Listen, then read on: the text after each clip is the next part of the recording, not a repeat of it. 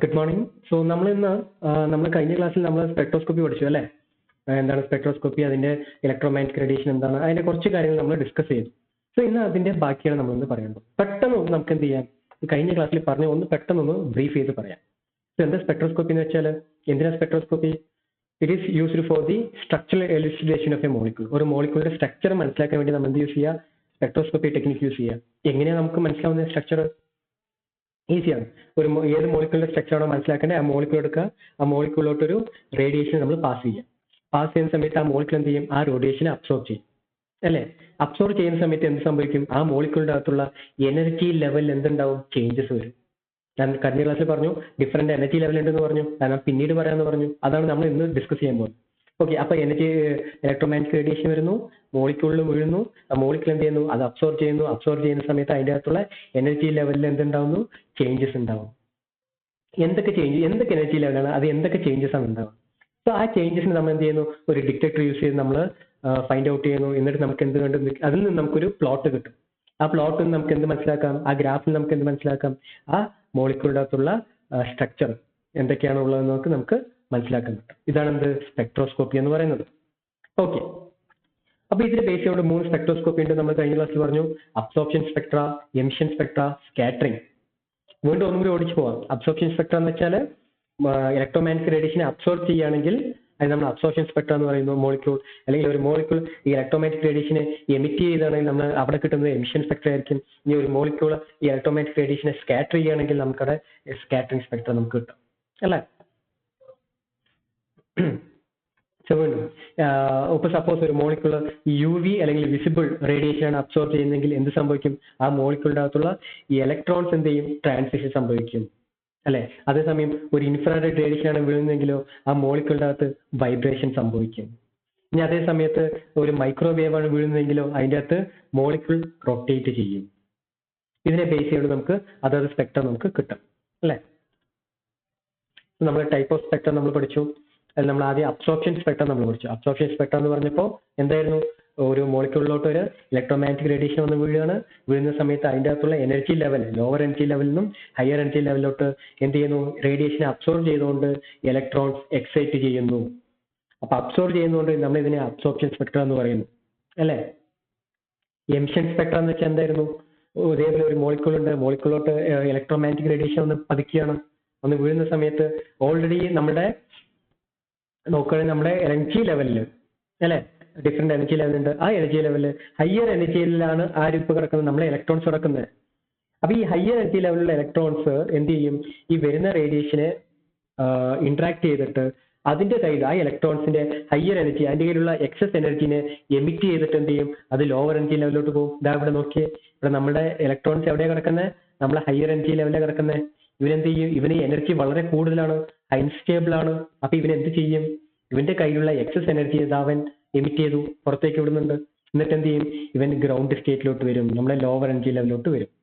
ഇവിടുന്ന് എനർജി, പുറത്ത് എമിറ്റ് ചെയ്യുന്ന എനർജി അത് ലൈറ്റ് ആവാം, അല്ലെങ്കിൽ എനി ഫ്രീക്വൻസി ഉള്ള അല്ലെങ്കിൽ എനി എനർജി ഉള്ള റേഡിയേഷൻ ആവാം. സോ ഇങ്ങനെ കിട്ടുന്ന സ്പെക്ട്രം നമ്മൾ എന്താ പറയാ? എമിഷൻ സ്പെക്ട്രം എന്ന് പറയുന്നത്.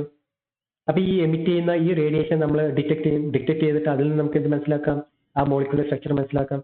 So this is known as emission Spectra.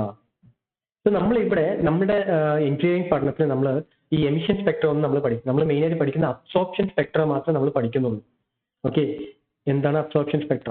അതായത് നമ്മുടെ ഈ അബ്സോർപ്ഷൻ സ്പെക്ട്ര മാത്രമേ നമുക്ക് എവിടെ പഠിക്കാനുള്ളൂ? നമ്മുടെ എഞ്ചിനീയറിംഗിൽ പഠിക്കാനുള്ളൂ. അതായത് UV visible spectroscopy, IR spectroscopy, NMR spectroscopy, ഇത് മൂന്നേ നമുക്ക് പഠിക്കാനുള്ളൂ. ഇത് മൂന്ന് എന്തിന് എക്സാമ്പിൾ ആണ്?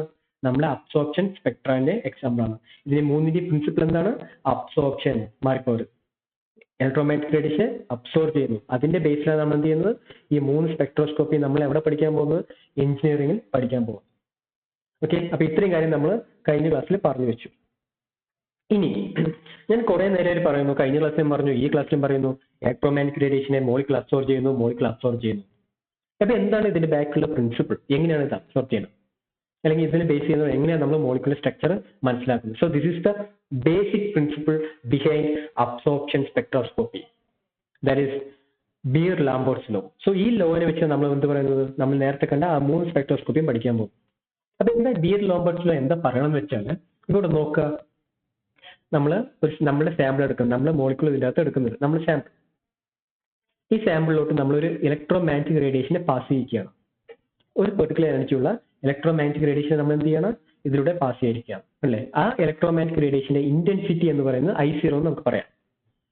ഓക്കെ, സോ ഇത് ഈ മോളിക്യൂളിലൂടെ പാസ് ചെയ്യുന്ന സമയത്ത്, നമ്മൾ സാമ്പിളിലൂടെ പാസ് ചെയ്യുന്ന സമയത്ത് ഇവനെന്ത് ചെയ്യും, നമ്മളെ മോളിക്യൂൾ ഇതിന്റെ കുറച്ച് ഇന്റൻസിറ്റിനെ എന്ത് ചെയ്യും, അബ്സോർവ് ചെയ്യും, അല്ലെങ്കിൽ എനർജീനെ അബ്സോർവ് ചെയ്യും. അബ്സോർബ് ചെയ്യുന്ന സമയത്ത് ഈ പുറത്ത് വരുന്ന റേഡിയേഷൻ ഇന്റൻസിറ്റി എന്താണ്, കുറക്കണില്ലേ.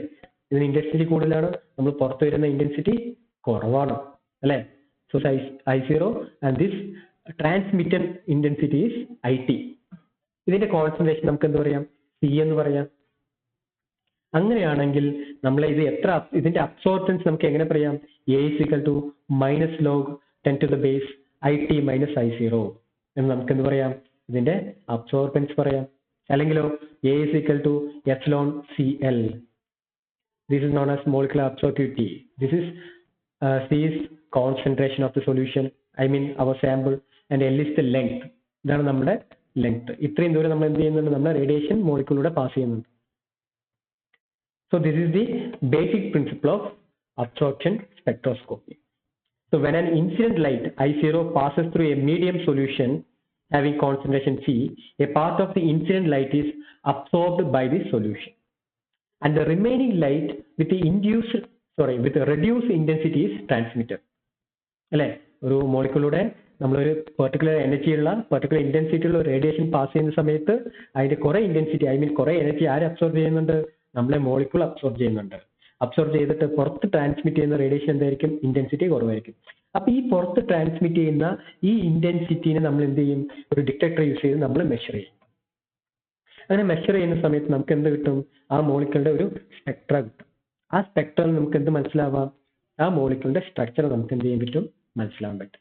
So this is known as Beer-Lambert's law. So here the absorption is given by A = εcl. എന്ന് വെച്ചാൽ എന്താണ്, A is directly proportional to concentration and length. അതായത് ഇതിന്റെ കോൺസെൻട്രേഷൻ കൂടിയാൽ എന്ത് കൂടും, അബ്സോർപ്ഷൻ കൂടും. L ഈ ലൈറ്റ് ട്രാവൽ ചെയ്യുന്ന ഈ ഡിസ്റ്റൻസ് കൂടിയാൽ എന്ത് കൂടും, അബ്സോർപ്ഷൻ കൂടും. So that is Beer-Lambert's law, and this is the fundamental of absorption spectroscopy. Clear? Right.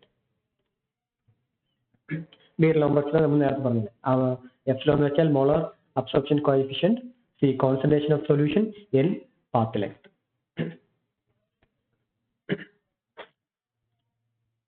Spectrophotometer എന്ന് വെച്ചാൽ ഒന്നുമില്ല, നമ്മൾ എന്ത് ചെയ്യുന്നു, ആ വരുന്ന റേഡിയേഷനെ അല്ലെങ്കിൽ ഈ പറഞ്ഞ ട്രാൻസ്മിറ്റ് റേഡിയേഷൻ നമ്മൾ എന്ത് ചെയ്യുന്നു, ഒരു എക്യുപ്മെന്റ് യൂസ് ചെയ്ത് നമ്മൾ മെഷർ ചെയ്തിട്ട് അതിൽ നമുക്ക് എന്ത് കിട്ടും, നമ്മളെ സ്പെക്ട്ര കിട്ടും.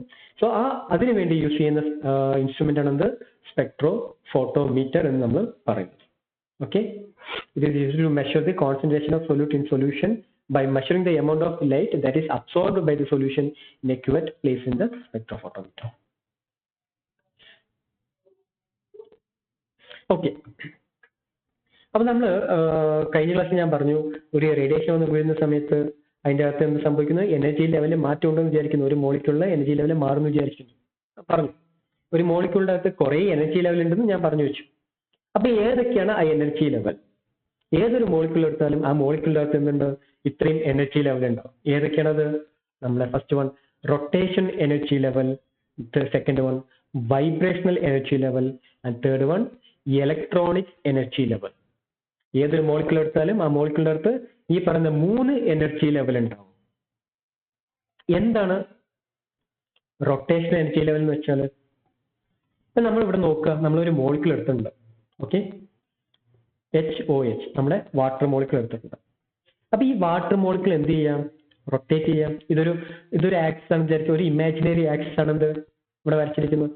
സോ ഈ about this imaginary axis it can rotate അല്ലേ. ഇതവിടെ നോക്കാം. സോ നമ്മൾ വാട്ടർ മോളിക്യൂൾ ആണെന്ന് വിചാരിക്കുക, ഈ ഒരു ഇമാജിനറി ആക്സിലൂടെ എന്ത് ചെയ്യാം, ഇതിനെ റൊട്ടേറ്റ് ചെയ്യാം.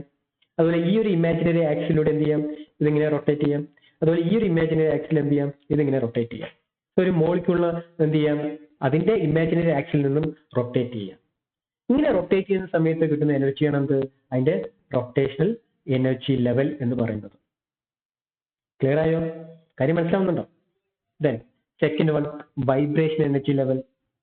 ഇവിടെ ഒന്ന് നോക്കിയേ, ഓക്സിജൻ ഒരു bond hydrogen, oxygen single bond hydrogen. അപ്പൊ ഈ ബോണ്ട് എന്ന് പറയുന്നത് അത്ര സ്റ്റിഫല്ല, അങ്ങനെ സ്റ്റഡിയായിട്ട് നിൽക്കുന്നതല്ല. ഇപ്പൊ ഇത് നമ്മളൊരു സ്പ്രിംഗ് ആയിട്ട് കണക്കാക്കുക, ഇതൊന്ന് സ്പ്രിംഗ് ആയിട്ട് ഇമാജിൻ ചെയ്ത്, അപ്പൊ എന്ത് സംഭവിക്കാം, ഈ സ്പ്രിങ്ങിന് എന്ത് ചെയ്യാം, സ്ട്രെച്ച് ചെയ്യാം അല്ലേ, അല്ലെങ്കിൽ കോൺട്രാക്ട് ചെയ്യാം. അതുപോലെ ഈ ബോണ്ട് എന്ത് ചെയ്യാം, ബെൻഡ് ചെയ്യാം, ഇതിങ്ങോട്ടും ബെൻഡ് ചെയ്യാം അല്ലെങ്കിൽ സ്ട്രെച്ച് ചെയ്യാം. അപ്പൊ ഇത്രയും എന്താണ് ഒരു മോളിക്യൂളിനകത്ത് പോസിബിൾ ആണ്. അപ്പൊ ഈ ബെൻഡ് ചെയ്യുക അല്ലെങ്കിൽ സ്ട്രെച്ച് ചെയ്യുന്ന സമയത്ത് അവിടെ എന്തുണ്ടാവുന്നുണ്ട്, സ്വാഭാവികമായിട്ടും ഒരു വൈബ്രേഷൻ ഉണ്ടാവുന്നില്ലേ, ഉണ്ടാവുന്നുണ്ട്. ഇതവിടെ നോക്കിയേ, ഇപ്പൊ ഈ മോളിക്യൂൾസ് എന്ത് ചെയ്യാം, ഇങ്ങോട്ടും ബെൻഡ് ചെയ്യാം അല്ലെ, അതേപോലെ സ്ട്രെച്ച് ചെയ്യാം, ഒന്ന് മുകളിലോട്ട് സ്ട്രെച്ച് ചെയ്യാം, താഴോട്ട് സ്ട്രെച്ച് ചെയ്യാം, അല്ലെങ്കിൽ രണ്ടും ഒരേപോലെ മുകളിലോട്ട് സ്ട്രെച്ച് ചെയ്യാം, അല്ലെങ്കിൽ ഇത് ഇൻപ്ലെയിൻ അല്ലെങ്കിൽ ഔട്ട് പ്ലെയിൻ എന്ത് ചെയ്യാം, ബെൻഡ് ചെയ്യാം. അപ്പൊ ഇത്രയും പോസിബിൾ ആണ് ഒരു മോളിക്യൂളിന്റെ അകത്ത് അല്ലെ. അപ്പൊ ഇതൊക്കെ നടക്കുന്ന സമയത്ത് അവിടെ എന്തുണ്ടാവുന്നുണ്ട്, മോളിക്യൂള് വൈബ്രേറ്റ് ചെയ്യുന്നുണ്ട്. അപ്പൊ ആ വൈബ്രേഷൻ കാരണം ഉണ്ടാകുന്ന എനർജിയാണ് എന്ത്, വൈബ്രേഷണൽ എനർജി എന്ന് പറയുന്നത്. Okay, next energy level, that is electronic energy level. ഒരു മോളിക്യൂളിന്റെ അകത്ത് ഡിഫറെന്റ് എനർജി ലെവൽ ഉണ്ടാവും, ഡിഫറെന്റ് ഇലക്ട്രോണിക് എനർജി ലെവൽ ഉണ്ടാവും. നമ്മൾ നേരത്തെ പറഞ്ഞ പോലെ ഡിഫറെന്റ് ഇലക്ട്രോണിക് എനർജി ലെവൽ ആർക്കിടയിൽ ഉണ്ടാവും, ഒരു മോളിക്യൂളിന്റെ അകത്ത് ഉണ്ടാവും. ആ ഡിഫറെന്റ് എനർജി ലെവലിന്റെ ഇടയിൽ എന്ത് സംഭവിക്കാം, എനർജി ഡിഫറൻസ് സംഭവിക്കാം, ഐ മീൻ ട്രാൻസിഷൻ സംഭവിക്കാം. സോ ഒരു മോളിക്യൂളിന്റെ അകത്ത് എന്തുകൊണ്ട്, നമ്മുടെ എനർജി, ഇലക്ട്രോണിക് എനർജി ലെവലും ഉണ്ട്. സോ ഈ 3 എനർജി ലെവലാണ് എന്തുണ്ടാവുക, ഏതൊരു മോളിക്യൂൾ എടുത്താലും ഉണ്ടാവും. അപ്പൊ ഒരു മോളിക്യൂളിന്റെ ടോട്ടൽ എനർജി എന്ന് പറഞ്ഞാൽ എന്തായിരിക്കും, it is nothing but the total energy of these 3 energy level.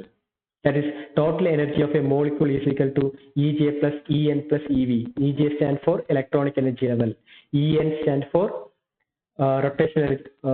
electronic energy level. EJ stands for rotational energy level, EN stands for electronic energy level, and EV stands for vibrational energy level. ഈ 3 energy ലെവലിന്റെയും some ചെയ്താൽ നമുക്ക് എന്ത് കിട്ടും, ആ മോളിക്യൂളിന്റെ total energy കിട്ടും. അതായത് പറഞ്ഞു വരുന്നത്, നമ്മളൊരു ഈ മോളിക്യൂളിലോട്ട് നമ്മളൊരു റേഡിയേഷനെ പാസ് ചെയ്യുന്ന സമയത്ത് എന്ത് സംഭവിക്കാം, ഈ 3 എനർജി ലെവലിലെ ഏത് എനർജി ലെവലിൽ വേണമെങ്കിൽ എന്ത് സംഭവിക്കാം, ചേഞ്ചസ് സംഭവിക്കാം. മനസ്സിലാവുന്നുണ്ടോ? ചില സമയത്ത് ചില റേഡിയേഷൻ ഒന്ന് ഫോളോ ചെയ്താൽ ഈ 3 എനർജി ലെവലിലും ചേഞ്ചസ് സംഭവിക്കാം. അതേസമയം വേറെ ചില റേഡിയേഷൻ, എനർജി കുറഞ്ഞ റേഡിയേഷൻ ആണെങ്കിലും വന്ന് വീഴുന്നെങ്കിലോ എല്ലാ എനർജി ലെവലിലും ചേഞ്ചസ് സംഭവിക്കണമെന്നില്ല, ഏതെങ്കിലും 2 എണ്ണത്തിൽ മാത്രമേ സംഭവിക്കുള്ളൂ. ഇനി വീണ്ടും കുറഞ്ഞ എനർജി ലെവലാണെങ്കിലോ ഇതിൽ വേറെ ഏതെങ്കിലും ഒരു എനർജി ലെവലിലെ ചേഞ്ചസ് സംഭവിക്കുള്ളൂ. ഇപ്പൊ ഫോർ എക്സാമ്പിൾ നമ്മൾ പറയുകയാണെങ്കിൽ ഈ മോളിക്യൂളിലോട്ട് നമ്മുടെ UV വിസിബിൾ റേഡിയേഷൻ ആണ് വന്ന് വീഴുന്നതെങ്കിൽ അവിടെ സംഭവിക്കുന്ന എനർജി ചേഞ്ച് എന്ന് പറയുന്നത് എന്തായിരിക്കും, ഈ 3ലും എന്ത് സംഭവിക്കാം, എനർജി ചേഞ്ചസ് സംഭവിക്കും. 3 എനർജി ലെവലും ചേഞ്ചസ് സംഭവിക്കാം. കാരണം നമ്മൾ UV വിസിബിൾ റേഡിയേഷൻ എന്ന് പറയുന്നത് ഹൈലി എനർജിയാണ്. നമ്മൾ ഇലക്ട്രോമാഗ്നെറ്റിക് റേഡിയേഷൻ പഠിച്ചു, സ്പെക്ട്ര പഠിച്ചു, അതിൽ UV വിസിബിൾ എനർജി വളരെ കൂടുതലാണ്. അതുകൊണ്ട് തന്നെ ഈ 3 എനർജി ലെവലിലും എന്ത് സംഭവിക്കും, ചേഞ്ചസ് സംഭവിക്കും. ആര് വീണാൽ, UV വിസിബിൾ വീണാൽ. അതേസമയം IR റേഡിയേഷൻ ആണ് വീഴുന്നതെങ്കിലോ അവിടെ എന്ത് സംഭവിക്കും, ഈ വൈബ്രേഷൻ എനർജി ലെവലും അതുപോലെ തന്നെ റൊട്ടേഷൻ എനർജി ലെവലിലും മാത്രമേ എന്ത് സംഭവിക്കുള്ളൂ, അവരെ ചേഞ്ചസ് സംഭവിക്കുള്ളൂ. കാര്യം മനസ്സിലാവുന്നുണ്ടോ? അതേസമയം ഈ UV അതേപോലെ റേഡിയോ ഫ്രീക്വൻസി റേഡിയേഷൻ ആണ് വന്ന് വീഴുന്നതെങ്കിലോ അതിൻ്റെ അകത്തുള്ള സ്പിൻ എനർജി ലെവലായിരിക്കും ചേഞ്ചസ് സംഭവിക്കുന്നത്. അതായത് ഇത്രയേ ഉള്ളൂ, ഈ വരുന്ന റേഡിയേഷന്റെ എനർജീനെ ബേസ് ചെയ്തുകൊണ്ടായിരിക്കും അതിൻ്റെ അകത്ത് ഏതൊക്കെ എനർജി ലെവലിൽ ചേഞ്ചസ് ഉണ്ടാവുന്നു എന്നുള്ളത് തീരുമാനിക്കും. ക്ലിയർ ആയ കാര്യം മനസ്സിലായെന്ന് വിചാരിക്കുന്നു. സോ നമുക്ക് അടുത്തിലോട്ട് പോവാം. സോ നേരത്തെ പറഞ്ഞ ആ 3 എനർജി ലെവലാണ് ഞാൻ ഇവിടെ റെപ്രസെന്റ് ചെയ്തിരിക്കുന്നത്. ഇവിടെ നോക്ക്, ഇതെന്ന് പറയുന്നത് എന്താണ്, ഇലക്ട്രോണിക്, ഈ ബ്ലൂ എന്ന് പറയുന്നത് ഇലക്ട്രോണിക് എനർജി ലെവലാണ്. ഇവിടെ നോക്കുക, ഈ താഴെ കാണുന്ന ഗ്രീൻ എന്ന് പറയുന്നത് എന്താണ്, വൈബ്രേഷൻ എനർജി ലെവലാണ് ഈ ഗ്രീൻ. അതിൻ്റെ അകത്ത് കാണുന്ന ഈ റോസ്, ഇതെന്താണ്, നമ്മുടെ റൊട്ടേഷൻ എനർജി ലെവലാണ്. കാര്യം മനസ്സിലാവുന്നുണ്ടോ? യാതൊരു കോംപ്ലിക്കേഷനും ഇല്ല, വളരെ സിമ്പിൾ ആണ്. അതായത് ഒരു മോളിക്യൂൾ എടുത്താൽ 3 എനർജി ലെവൽ ഉണ്ട്, ഇലക്ട്രോണിക് എനർജി ലെവൽ, ദെൻ അതുപോലെ തന്നെ vibration energy level, then rotation energy level. ഈ 2 ഇലക്ട്രോണിക് എനർജി ലെവലിന്റെ അകത്ത് തന്നെയാണ് ആര് കിടക്കുന്നത്, വൈബ്രേഷൻ എനർജി ലെവൽ കിടക്കുന്നത്. അതിന്റെ അകത്താണ് ആര് കിടക്കുന്നത്, റൊട്ടേഷൻ എനർജി ലെവൽ കിടക്കുന്നത്. മനസ്സിലായോ? ഇതെല്ലാം അകത്തകത്ത് കിടക്കുന്നത്. ഏറ്റവും എനർജി കൂടുതൽ ആർക്കാണ് ചോദിച്ചാൽ നമ്മളെ ഇലക്ട്രോണിക് എനർജി ലെവലിനായിരിക്കും. കണ്ടില്ലേ, ഇതിനാണ് എന്ത്, ഏറ്റവും എനർജി കൂടുതൽ. അതായത് ഒരു ഇലക്ട്രോൺ ഇവിടെ നിന്ന് ഇങ്ങോട്ട് ട്രാൻസ്ഫർ ചെയ്യണമെങ്കിൽ നമുക്ക് എന്ത് വേണം, ഇത്രയും എനർജി വേണം. കണ്ടില്ലേ, എനർജി ഗ്യാപ്പ് വളരെ കൂടുതലാണ്. അപ്പൊ ഇലക്ട്രോണിക് എനർജി ലെവലിൽ ട്രാൻസിഷൻ സംഭവിക്കണമെങ്കിൽ, ചേഞ്ചസ് സംഭവിക്കണമെങ്കിൽ അവിടെ വരുന്ന റേഡിയേഷൻ എങ്ങനെയായിരിക്കണം? കൂടുതൽ എനർജി ഉള്ളതായിരിക്കണം. അതുകൊണ്ടാണ് ഞാൻ പറഞ്ഞു യു വി വിസിബിളിന് മാത്രമേ എന്തിനുള്ള കഴിവുള്ളൂ? നമ്മുടെ ഈ ഇലക്ട്രോണിക് എക്സൈറ്റേഷന് കഴിവുള്ളൂ.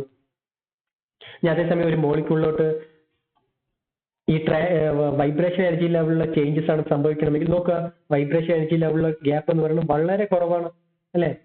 രണ്ട് വൈബ്രേഷൻ എനർജി ലെവലിന്റെ ഇടയിലുള്ള ഗ്യാപ്പ് വളരെ കുറവാണ്. അപ്പൊ ചെറിയ എനർജി ഉണ്ടെങ്കിൽ എന്ത് സംഭവിക്കാം? ഈ വൈബ്രേഷൻ എനർജി ലെവലിൽ എന്ത് സംഭവിക്കാം? പെട്ടെന്ന് എക്സൈറ്റേഷൻ സംഭവിക്കാം, എനർജി ലെവൽ സംഭവിക്കാം, ട്രാൻസിഷൻ സംഭവിക്കാം. അപ്പൊ ആര് മതി? കുറച്ച് എനർജിയുള്ള റേഡിയേഷൻ വന്നാൽ മതി. അതാരാണ്? നമ്മുടെ IR റേഡിയേഷൻ. അവന് അത്രയും എനർജി ഉള്ളൂ. അപ്പൊ അവൻ എന്ത് ചെയ്യുള്ളൂ? ഈ IRനെ മാത്രം, ഈ വൈബ്രേഷൻ എനർജി ലെവലിൽ മാത്രം അവൻ എന്ത് ചെയ്യുള്ളൂ? ഒന്ന് ചേഞ്ച് ചെയ്യുള്ളൂ. ഇനി ഇവിടെ നമുക്ക് റൊട്ടേഷൻ എനർജി ലെവൽ, ഈ രണ്ട് എനർജി ലെവൽക്കും ഡിഫറൻസ് എന്ന് പറയുന്നത് വളരെ വളരെ ചെറുതായി, മൂന്നിനെ അപേക്ഷിക്കുമ്പോൾ വളരെ കുറവാണ് അല്ലേ? അപ്പൊ വളരെ ചെറിയ എനർജി ലെവലിലുള്ള റേഡിയേഷൻ വന്നാൽ മതി എന്ത് സംഭവിക്കാൻ? ഈ റൊട്ടേഷൻ എനർജി ലെവലിലുള്ള ചേഞ്ചസ് സംഭവിക്കാം.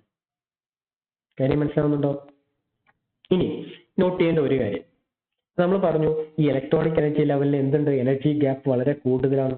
എനർജി ഗ്യാപ്പ് വളരെ കൂടുതലാണെങ്കിൽ കൂടിയ എനർജിയുള്ള റേഡിയേഷൻ വന്നാൽ മാത്രം എന്ത് സംഭവിക്കില്ല? അവിടെ ഈ പറയുന്ന ഈ ഇലക്ട്രോണിക് എനർജി ലെവലിൽ നിന്നും ഈ എനർജി ലെവലിലോട്ട്, ഹയർ എനർജി ലെവലിലോട്ട് ആര് ട്രാൻസിഷൻ സംഭവിക്കില്ല? ഇലക്ട്രോണിക് ട്രാൻസിഷൻ സംഭവിക്കുന്നു. പക്ഷേ ഞാൻ പറഞ്ഞു ഈ ഇലക്ട്രോണിക് എനർജി ലെവലിന്റെ അകത്ത് തന്നെയാണ് ആര് കിടക്കുന്നത്? നമ്മൾ വൈബ്രേഷൻ, അതിന്റെ അകത്ത് തന്നെയാണ് ആര് കിടക്കുന്നത്? റൊട്ടേഷൻ കിടക്കുന്നത്. അപ്പോ ഈ എനർജിക്ക് ഈക്വലന്റ് ആയിട്ടുള്ള റേഡിയേഷൻ വന്നാൽ, നമ്മൾ യു വിസിബിൾ റേഡിയേഷൻ വന്നാൽ അവിടെ എന്ത് സംഭവിക്കും? ഈ മൂന്ന് ട്രാൻസിഷനും സംഭവിക്കാം. കാരണം അകത്തകത്തേലെ കിടക്കുന്നത്. അപ്പൊ ഇവൻ ചേഞ്ചസ് വന്നാൽ സ്വാഭാവികമായിട്ടും വൈബ്രേഷനിൽ ചേഞ്ചസ് വരും, അതിൽ ചേഞ്ചസ് വന്നാൽ അതിന്റെ അകത്ത് കിടക്കുന്ന റൊട്ടേഷനിലും ചേഞ്ചസ് വരും. ക്ലിയർ? ഇത്രയും ക്ലിയർ ആയി എന്ന് വിചാരിക്കുന്നു. ഇത് നിങ്ങൾ ഇത് ഒന്ന് രണ്ട് പ്രാവശ്യം നിങ്ങൾ കേൾക്കുമ്പോൾ മാത്രം നിങ്ങൾക്ക് ഇത് ഒന്നും കൂടി നിങ്ങൾ ക്ലാരിറ്റി കിട്ടും. ഇതിൽ എന്തെങ്കിലും ഡൗട്ട്സ് ഉണ്ടെങ്കിൽ, ഇതിൽ എന്തെങ്കിലും ഒരു ക്ലാരിഫിക്കേഷൻ വേണമെന്നുണ്ടെങ്കിൽ എന്ത് ചെയ്യാം? നമുക്ക് ഡിസ്കസ് ചെയ്യാം. നമ്മുടെ ക്ലാസ് റൂമിൽ നമുക്ക് ഡിസ്കസ് ചെയ്യാം. വേറെ കുഴപ്പമൊന്നുമില്ല. Okay, so that is about the different energy level in a molecule.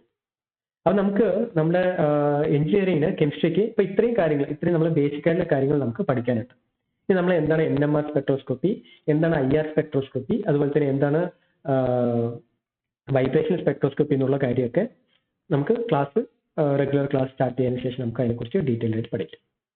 അപ്പൊ ഈ എനർജി ലെവലിനെ കുറിച്ചും ഒരു വ്യക്തമായിട്ടുള്ള ഒരു ഐഡിയ ഉണ്ടാവും. ഓക്കെ, ഒരു മോളിക്യൂൾ എന്ന് വെച്ചാൽ ആ മോളിക്യൂളിന്റെ അകത്തുള്ള മൂന്ന് എനർജി ലെവലാണെന്ന്: electronic energy level, then vibration energy level, then rotation energy level. മൂന്ന് എനർജി ഗ്യാപ്പാണ്. അപ്പൊ ഇത് നന്നായിട്ട് ഗോ ത്രൂ ചെയ്യുക. എന്ത് ഡൗട്ട് ഉണ്ടെങ്കിലും നിങ്ങൾക്ക് എന്ത് ചെയ്യാം? നമ്മുടെ ക്ലാസ് റൂം വഴി നമുക്ക് ചോദിക്കാവുന്നതാണ്. ഓക്കെ, സോ മനസ്സിലായിട്ടുണ്ടാന്ന് വിചാരിക്കുന്നു. സോ അടുത്ത ക്ലാസ്സിൽ നമുക്ക് വീണ്ടും കാണാം. Till then bye.